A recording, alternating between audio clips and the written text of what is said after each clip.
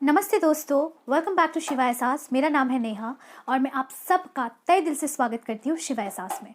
मेरे पास एक सवाल आया था कि जो लोग लॉ ऑफ अट्रैक्शन को जानते हैं, लॉ ऑफ अट्रैक्शन को मानते हैं, लॉ ऑफ अट्रैक्शन को फॉलो करते हैं, क्या लॉ ऑफ अट्रैक्शन सिर्फ उन्हीं के लिए काम करता है? क्या मैनिफेस्टेशन सिर्फ उन्हीं के लिए काम करता है?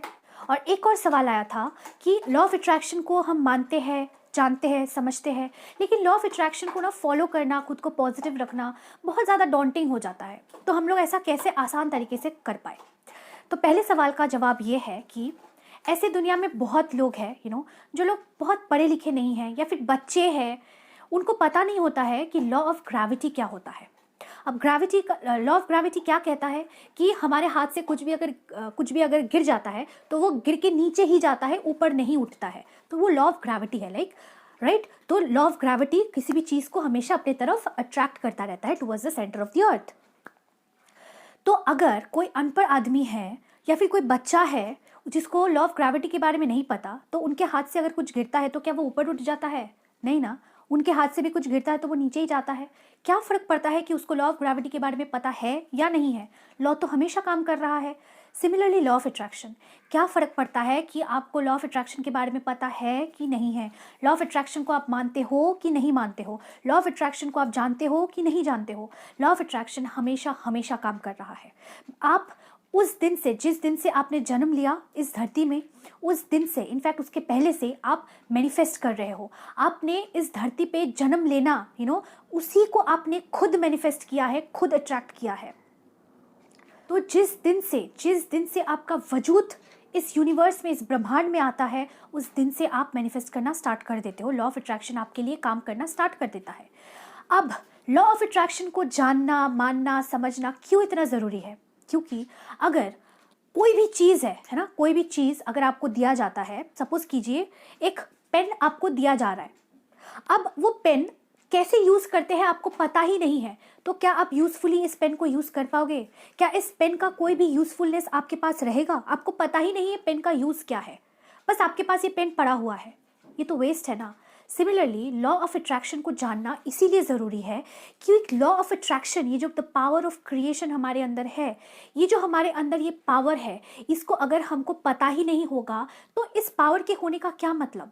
तो ऑटोमेटिकली ऑटो पायलट मोड में हम पता नहीं क्या अट्रैक्ट कर रहे हैं, क्या मैनिफेस्ट कर रहे हैं, क्या लाइफ बन रहा है। फिर हम कोसते रहते हैं कि हमारा तो किस्मत ही ख़राब है, हमारा तो ज़िंदगी ही ख़राब है, ये ख़राब है, वो ख़राब है, इसको उसको कोसते रहते हैं, राइट। लेकिन अगर हम जान लेते हैं, समझ लेते हैं लॉ ऑफ अट्रैक्शन को, उसके साइंस को, उसके लॉजिक को, और फिर अपने लाइफ को हमारे अकॉर्डिंग क्रिएट करने में उस लॉ को यूज़ करते हैं, फिर उसका यूज़फुलनेस होगा, है ना।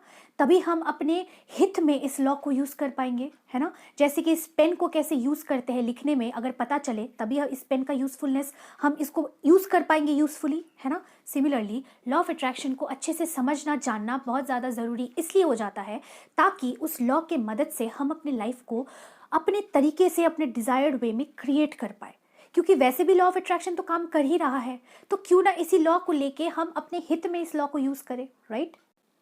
अब लॉ ऑफ अट्रैक्शन को फॉलो करना बहुत ज़्यादा डॉन्टिंग हो जाता है, नहीं कर पाते हैं, तो मैं आपको ये कह देना चाहती हूँ कि अगर कोई भी डिज़ायर ऐसा है आपके लाइफ में जिसको आप बहुत शिद्दत से चाहते हो, है ना। कोई भी अगर इंसान है जिसको किसी से प्यार है ना, और वो इंसान आपको भाव ही नहीं देता है, किस हद तक वो जुनूनियत आपके दिमाग में रहेगा उस इंसान को पाने का।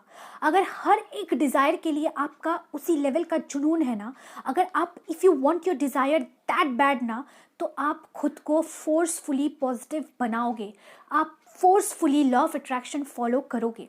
और ये फोर्सफुल पूरी ज़िंदगी के लिए नहीं करना पड़ेगा।